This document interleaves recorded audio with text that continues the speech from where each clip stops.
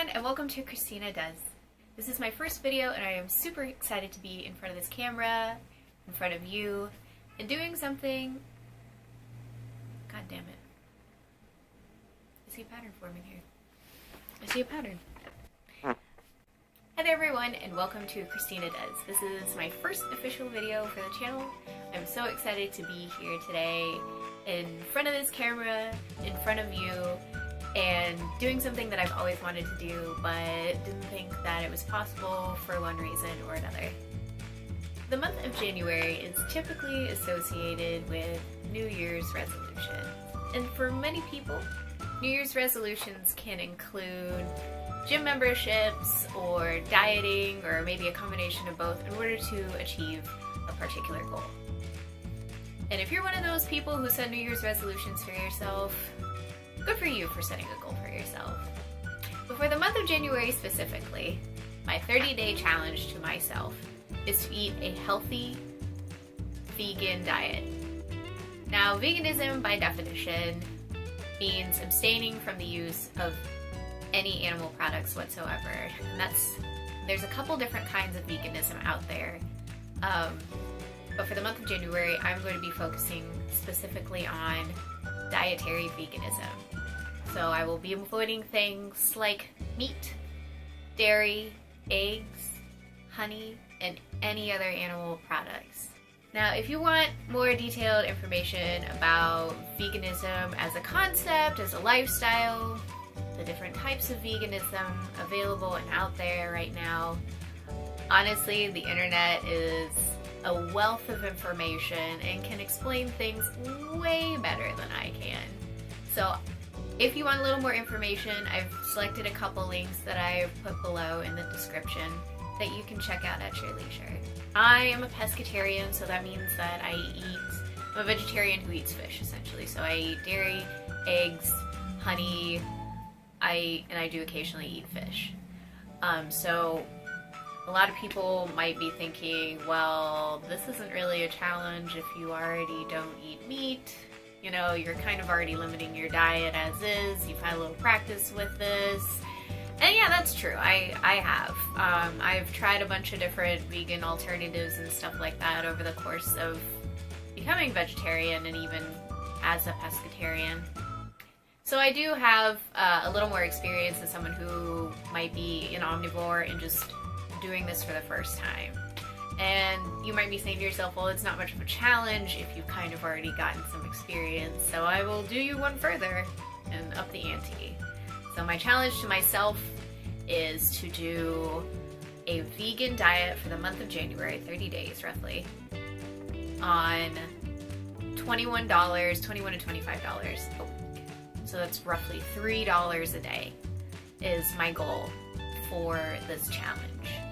And that can be difficult, you know, no matter what kind of diet you have. $3 a day is not a lot of money when it comes to food.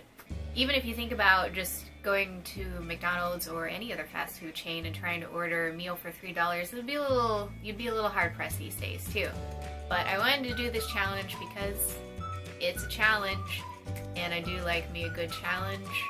And I'm saying challenge a lot. I should probably stop doing that right now. So whether it's for health purposes, environmental concerns, or love and respect for all things, I hope throughout this month you see veganism through a different light than maybe you already have an impression of. If you already have an impression of people who are vegan or just the concept of veganism in general and it's not very positive, I hope this challenge makes veganism, the concept, a little more approachable and affordable, and maybe you'll even be willing to take it for a test drive yourself.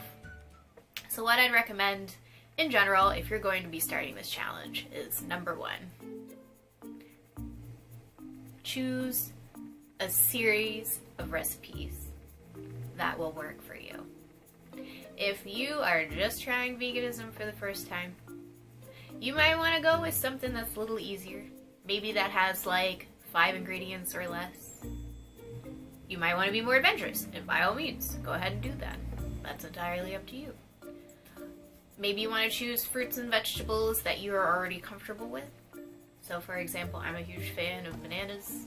So for breakfast, I'm going to be having bananas with a tablespoon or two of peanut butter for some protein and some fat in my diet to help me get going in the morning, along with coffee, because coffee is life. Number 2 recommendation for this challenge is to make a grocery list. So once you've figured out what recipes, and man, the internet is such a great resource for that, I will go through and choose a few recipes per week for this challenge, figure out what ingredients I already have, figure out which ones I need to purchase, make a list on my phone, because saving paper, and then I will go to the grocery store and stick explicitly with that in mind.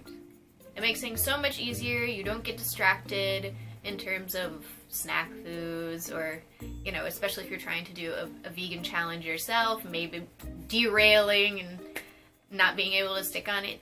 Setting a ingredient list for yourself, setting a recipe guide can really help you stay focused and stay on track. And number 3, wait, do I have a number 3? Hold on. Number 3 recommendation I have is to do meal prep. So doing everything in advance not only gives you the opportunity to just get it all done at once, it saves you time throughout the week so you can focus on doing whatever else it is you want to do instead of cooking. Which, if you're a lazy person like myself, that's really appealing. And that's another thing that I wanted to make, why I wanted to do this challenge too, is to show you that even if you have dietary restrictions put upon yourself, like if you're doing this 30-day vegan diet, or if you're doing veganism in general, it can still be accessible in terms of time. It doesn't have to take a lot of time or resources or energy or stress or anything like that. And you know what? It can actually be kind of fun too.